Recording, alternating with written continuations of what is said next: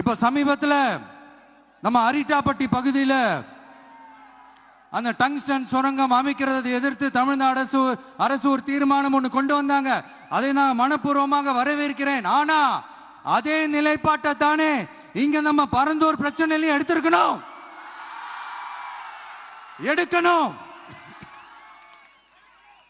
எப்படி அரிட்டாப்பட்டி பகுதி மக்கள் நம்ம மக்களோ அதே மாதிரி தானே பரந்தூர் மக்களும் நம்ம மக்கள். அப்படித்தானே ஒரு அரசாங்கம் யோசிக்கணும்.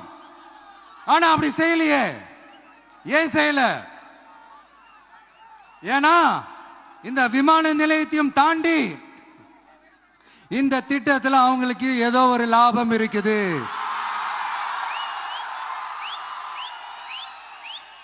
அத நம்ம மக்கள் தெளிவா புரிஞ்சு வச்சிருக்கிறாங்க.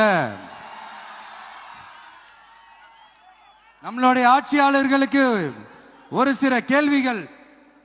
நீங்க எதிர்கட்சியா இருக்கும் போது 8 வழிச்சாலையை எதிர்த்தீங்க, அந்த காட்டுப்பள்ளி துறைமுகத்தை எடுத்தீங்க. அதே தானே இங்கேயும், அதே நிலைப்பாடு தானே இங்கேயும் எடுக்கணும்.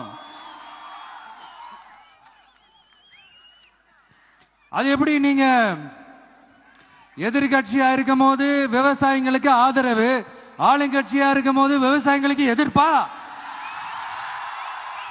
இது எனக்கு புரியலையே.